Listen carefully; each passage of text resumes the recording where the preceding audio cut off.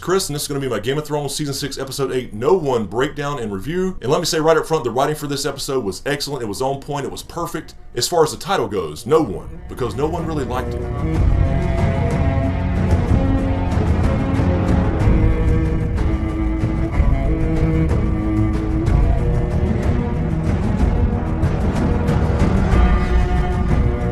I understand that the show's the show and the books are the books. I understand that TV, as far as the show goes, is an abridged Cliff Notes version of A Song of Ice and Fire. I understand they have to combine storylines and all that good stuff and cut out a lot of things that are great in the books. So I usually keep that separate, and I love Game of Thrones, but this episode overall was not good. There were a few great scenes in it, but the rest of it was just kind of for me. There were no surprises, no twists, no shocks. I understand every Game of Thrones episode can't be filled with action and twists and betrayals and this person was really this person and all that kind of stuff. I completely get that. But this episode had like 2 or 3 good scenes. Let's jump right into it. We start off at Bravo's. Arya, as I said last week in the review, is pretty straightforward. Arya just got stabbed herself and she just let her guard down out of the blue right after coming off an episode where she seemed to know she was being hunted down, where she got needle back, she hid out in the dark little alleyway, blew out the candle, she knew she was being tracked, and of course last episode she fucking got shanked because she's walking around without a care in the world, no protection, not looking over her shoulder, and it just didn't make sense to us, so we all thought it was some twist. A lot of people thought the Fight Club split personality type thing. A lot of people thought that she would get help from somebody, you know, magical at least, because those are pretty bad abdominal wounds. I'm not sure how the wave with the 6-inch blade missed all the vital organs, including her liver. Anyway, I digress. She's been taken care of by Lady Crane, the actress, who did take her advice and started to spice up the Joffrey scene a little bit in the play. So she goes to Lady Crane for help, and apparently she's a nurse too, because she does help patch her up with a bandage, some milk of the poppy, and some Campbell's tomato soup. And then we go to one of my favorite scenes in the show, the Hound. He does get a little payback with these assholes in the Brotherhood Without Banners. It's like I said in last week's Q&A, it was a Splinter Cell, so to speak. So he went after them, got payback, and shoved that axe right up that guy's bunghole. Then, of course, he comes across Thoros Samir and Beric Dondarrion, 2 guys we hadn't seen in quite a long time, so this did squash the Lady Stoneheart rumors, because in the books, Lady Stoneheart at this point would now be the leader of the Brotherhood Without Banners. But what's cool here is after they had a discussion about how they were going to kill Lem Lemoncloak and the other 2 guys that were responsible for the village massacre, they sit around the campfire, talk about war and chicken, and Beric brings up the issue in the north as far as the cold winds are rising, referring to the War for the Dawn and the White Walkers, so somehow he's gotten word of what's really going on, what's really important. So I think this is actually a good thing for the Hound. It could perhaps shoot down the possibility for Clegane Bowl. To me, it would be cool for the Hound to continue his character arc, his redemption path, and to fight for something bigger than himself as far as just another storyline about vengeance on his brother. He's been told 3 times now that the Lord, or one god or the other, has bigger plans for him, so it would be cool for him and the Brotherhood to end up beside Jon Snow perhaps in the battle for the Dawn. And then we head over to Meereen for a little quick shot of Varys and Tyrion walking through the streets. Apparently Meereen's thriving again, trade is back, everybody seems happy. We have a Red Priestess preaching on behalf of Dany like we had talked about before. Tyrion's pretty proud of himself for his political maneuvering, and then Tyrion and Varys say their goodbyes, and Varys leaves the city as we expected, and I'll just say that I think he's going to make preparations for Dany's arrival in Westeros. But oddly enough, that goodbye scene did look like they may never see each other again. And then we go to King's Landing, and this is probably the only other scene I really liked about this episode, and that is Cersei being summoned by the High Sparrow, Lancel Lannister and the Sparrow Club coming there basically saying the High Sparrow has summoned you, it's not a request, you need to come with us. And Cersei says, nah, he can come visit me here. They try to move in on her, and the mountain jumps in the way, and this is the great scene we saw from the trailer. Lancel says, tell your zombie to step aside or there will be violence, and Cersei says,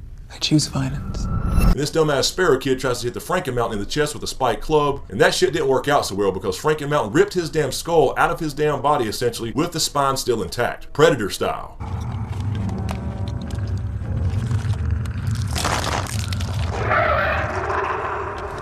Now he can take that shit and put it in his trophy room. Of course, the other sparrows, including Lancel, stand there in awe and fly away like a fart in the wind. So then we head over to River Run while Pod and Bronn exchange insults and fighting techniques. Brienne finally meets up with Jaime again. There's obviously still some feelings here. Brienne tries to persuade Jaime to let her go talk to the Blackfish so she can take him and his army north to help Sansa, his own family. And Jaime says, yeah, I don't want any bloodshed here. I just need to take this castle back so I can get the hell up out of here. But the Blackfish is acting like a stubborn asshole here and says, no, I'm not going to go help my family that I specifically talked about last episode. And I'm just going to stay here and die in this damn castle. And then we head over to King's Landing to see the final nail in the coffin for Cersei. She is now completely alone because Tommen issued a royal decree that there will be no more trial by combat. Now, of course, Cersei was all pumped about the trial by combat. She knew she would get off scot-free. She has absolutely nobody left. And of course, this was all due to the fact that Zombie Mountain just ripped somebody's fucking head off. But the really cool thing here that does set up something coming in the future is the Qyburn scene when Qyburn says, all those rumors you told me about, I had my little birds investigate. And she's like, well, was it a rumor or was it more? And he was like, oh, there's more, much more. So if you don't know what Qyburn and Cersei are referring to here. We just saw the scenes a few episodes ago with Bran and his visions, his flashbacks, where we saw the Mad King screaming burn them all. We saw the Pyromancers and the wildfire. This is referring to the Mad King Aerys and his stash of wildfire all over the city that he left just in case, specifically under the Sept of Baelor. So Cersei is out of options here. She knows if she goes through with a trial, she's shit out of luck. So now there's only one thing for her left to do, and she has the means to do it, and that is set the damn place on fire so she will become the Mad Queen. And then we head back over to Meereen, and Tyrion and Grey Worm and Missandei are discussing the recent success of Tyrion's plan. Tyrion actually talks Missandei and Grey Worm into having some wine with him, and Missandei gets a little tipsy. And then out of the blue, the masters from Slaver's Bay come and attack. You can see the Yunkai symbols on their sails and start slinging Molotov cocktails on the city of Meereen. Now I gotta say, this is pretty much the most advanced weaponry I've seen in a Game of Thrones, other than dragons of course. And speaking of dragons, where in the fuck are Rhaegal and Viserion? We saw Tyrion release these guys in the beginning of the season. We haven't seen them since. They just walked back into the darkness. I'm assuming he left the door in the bottom of the pyramid open because after all he did go to free them so they would grow and thrive, but they haven't been seen this entire damn season after that, and if they had already been loose like they are in the books, then they would have taken care of those ships in 5 minutes. Anyway, right before this happens, Tyrion had mentioned that one day he wants to own his own vineyard and call his wine the Imp's Delight. So perhaps this gives us a little clue into Tyrion's future after all this is over. And then we head back to Riverrun, and this is one of the worst scenes. I didn't like this at all as far as the Riverrun storyline. They just kind of moved it out of the way and completely ignored any common sense here whatsoever in my opinion. We have asshole Jaime back now who goes and talks to Edmure, his prisoner. Now this is kind of out of the books here. Basically he's using these threats against him to avoid violence, so he is trying to save everybody. But TV Jaime comes across as the asshole we love to hate. But essentially this whole scene was a waste. I mean, why not have the Blackfish go with his army, even if it's 50 or 100 men, to help his family Sansa, who again he specifically referenced the episode before being all about family. So that's exactly what happens. Edmure goes in and basically gets everybody to lay down their arms. Nobody dies here, which is what Jaime wanted to accomplish, but it was a complete waste for the Blackfish to go out like that and die off screen. At least give us an on-screen death where he takes out a few fucking Freys. And then the last part of this scene, Jaime's on the battlements at Riverrun and sees Brienne going down the river with Pod in the rowboat. Now he could have called in his men here and had them captured, but he let her go and waves to her. She waves back and looks like they're wondering if they're ever going to see each other again.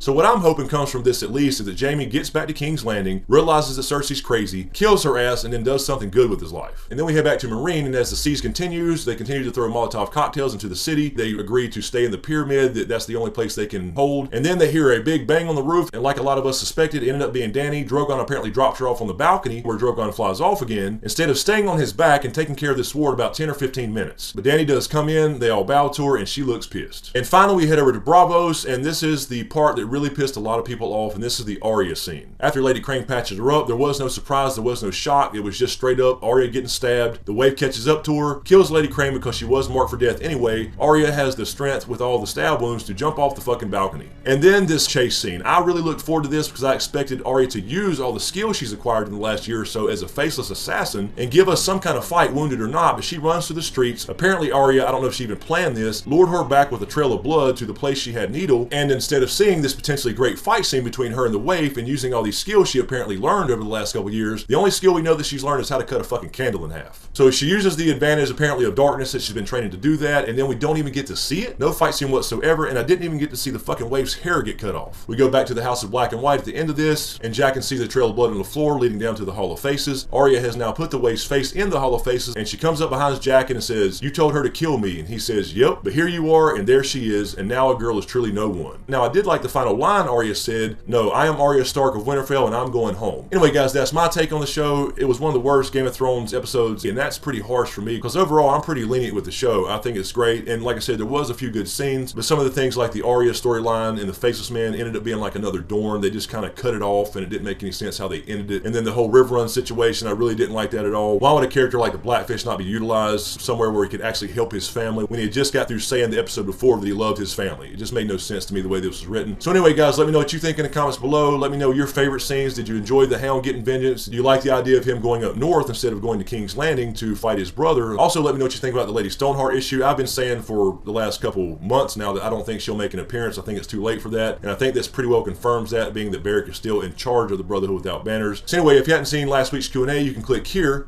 to check that out. Let me know what you think about that. I did talk about some of these things that I thought would happen in this episode. So check that out, see what I got right, and let me know what you think. I will be doing another Q&A this week as well with James, so leave your questions in the comments below. And as always guys, thank you for all the support. Be sure to subscribe to get everything. Thanks for watching, and we'll see you next time.